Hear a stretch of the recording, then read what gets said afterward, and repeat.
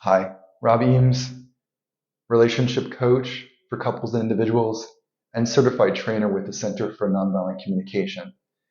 And I'm back again with another offering in the Emotions for Couples series. And so offering this because emotions play such a pivotal role in romantic relationships. And so either you on your own or with your partner, trying on these offerings and seeing how they relate to your relationship, seeing if there's opportunities to learn from them and to practice them and to grow. I say this all the time and I'll say it here again because it's the reason why I'm doing this is how you relate to your emotions plays a major role in the quality of how you relate to each other. So how you relate to your emotions, which is here in me, but also some here, right? So there's also opportunities to co-regulate, but mainly, here, how you relate to your emotions has a great foundational impact on the quality of how you relate to each other. Try that on. Pause the video now. Talk to each other and see if that resonates as true for you. So how many times is there, oh, I can't believe I just said that. Oh, or you say things to your romantic partner that you would never say to anyone else. How often is it that it's about the dishes one moment and then it's not about, it's about what happened when we were on that vacation and the way that we navigated it when we had that challenging experience when we're out with our friends, right? It's all these ways that it's about mutuality and about support, not about the dishes anymore.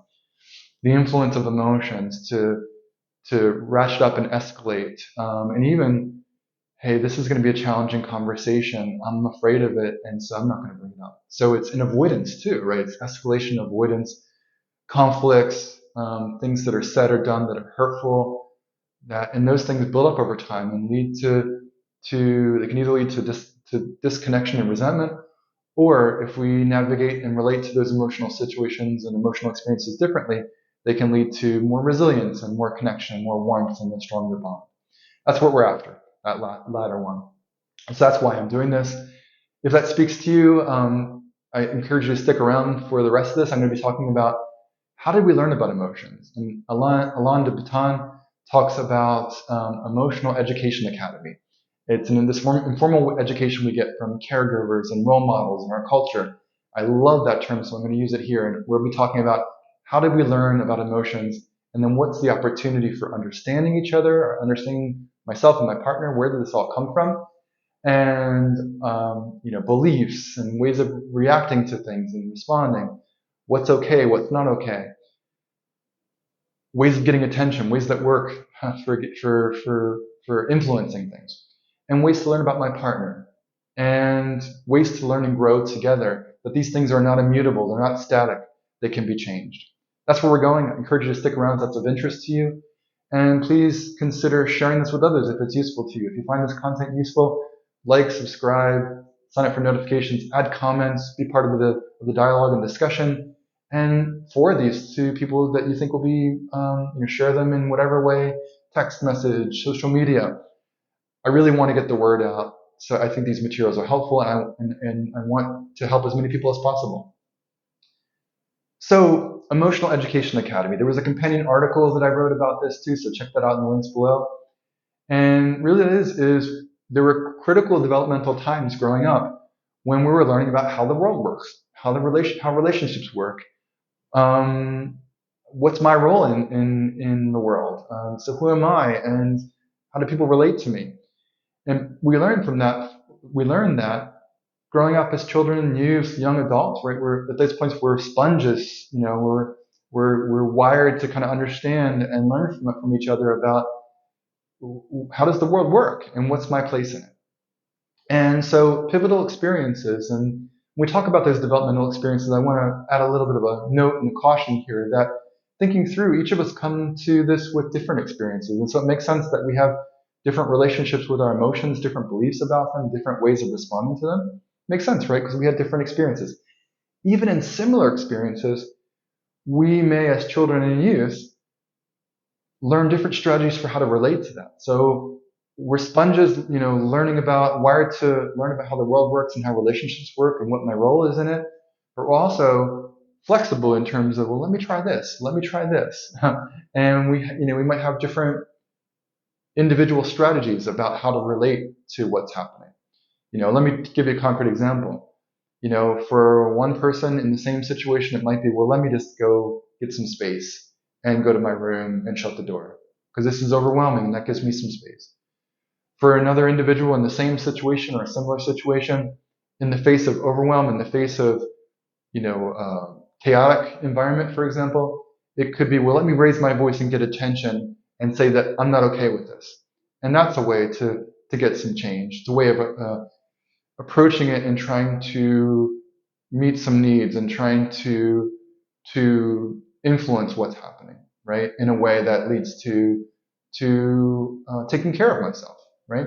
So similar situations, but different reactions to it. So that's one note. The other thing is a note and a caution. In other words, there's not a one size, oh, because of this, you're like this. It's not the way it works. And the other thing is that when we talk about developmental experiences, we talk about childhood, youth, young adulthood, there can be some pain there. For some of us, it can be, oh, that was idyllic. It was, I felt cared for, and my caregivers were present and responsive, and they supported me. For others, for others of you, there was neglect. People weren't around, neglect in either physical presence or awareness, a lack of responsiveness, right? So, hey, you're on your own, or I'm overwhelmed. I got my own stuff to take care of. There was some, emotional or physical distance that contributed to it. And so let's take a great care that I'm inviting you to try this on and to think about it, but only in the amount that is comfortable to you. That it may be something that's uncomfortable. It may be something that when you try to think about it, you don't even have recollection of it. And that's okay too. It's it could be that this resource isn't one that speaks to you or one that's relevant to you. But for those of you who it does speak to and who it is relevant, where there is some comfort in thinking about those earlier experiences with caregivers, with what you saw on TV or in culture, what you saw on social media about how people act, how they respond to each other, what you saw from role models that's in your formal education or with family and people in your neighborhood or where you were growing up. How do people speak to each other? What kinds of emotions do they express? And that comes into what you see modeled for you in your home, in culture, in the wider culture and family.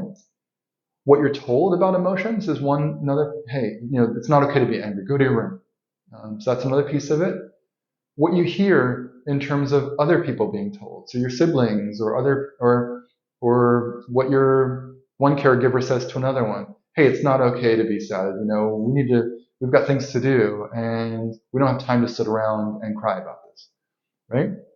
What you hear directly, what you hear said to other people, what's modeled for you, and then also any kind of punishment or reward that you received. Hey, you're being really cheerful. That's great. So here's a piece of candy. Or hey, if you are on best behavior in the next 3 days, and that means being upbeat and not acting out, then we'll go to the park on Saturday.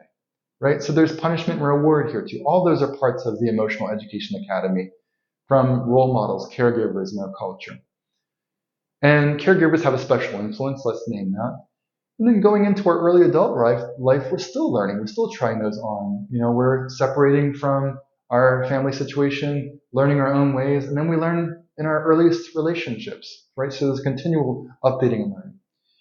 And just to say one more time and emphasize that these beliefs, these strategies, these reactions can be unlearned. These expressions can be unlearned. So we may learn that, when we act out, we get our caregiver's attention. That's just not working as well as an adult. And so what now? How do we change that? How do we influence? It can be changed.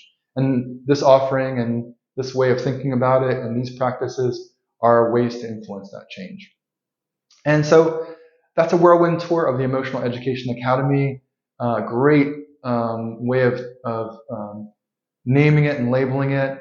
It can be an invitation to talk to your partner about this, especially important in romantic relationships, because from attachment science we know that Our adult romantic relationships are special for many reasons. One of them is that we want to be a priority to our partner. Our lives are three I's, right? It's highly important, highly intimate, and highly integrated, usually, romantic relationships. And so emotions escalate. Why did I say that thing or feel that intensity with you and not with any other person in my life? Because it's special. And attachment science tells us that. And also, one more thing from attachment science is that there's a resonance, there's an echo between our adult attachment relationship, our adult romantic relationship, and our earlier attachment relationships. And so sometimes those core beliefs, those habitual reactions, those intensities influenced by, oh, this is just like this, or this feels like this. And so that's important to bring into it too. And so I really hope this was helpful to you. I hope it offered something that changes your way of thinking about things in some way, offers an opportunity for constructive conversation with your romantic partner, and an opportunity for change and growth in ways that are in alignment with your integrity and values and the way you want your relationship to be in your future. And so there is an opportunity to practice, and through practice, to undo and break connections between emotions and expressions and replace them with new ones. This is part of our Emotions for Couples series, and so I invite you to check out the other resources and to share them with others so they can be helpful to as many people as possible. And if this piqued your interest, this is also expanded further on this and the other topics in the Emotions course for couples. And that's a structured, sequential, supported way for couples with each other, with your partner, to learn and grow together with other couples in a caring environment to explore the pivotal role that emotions have. And so I invite you to check that out too. And I'll end where we began, which is that how you relate to emotions plays a pivotal foundational role in how you relate to your romantic partner. So I hope this is one part of changing in a positive way how you relate to your emotions by bringing an understanding of where you learned about them, where you learned about beliefs about them, reactions to them, expressions of them, where you learned what was acceptable, what wasn't acceptable, and ways to bring that into what do we want? How do we want to relate to each other? What leads to connection and collaboration? What feels safe and secure in the way that we want to be in our romantic relationship together? So great to be with you, and I look forward to being with you again.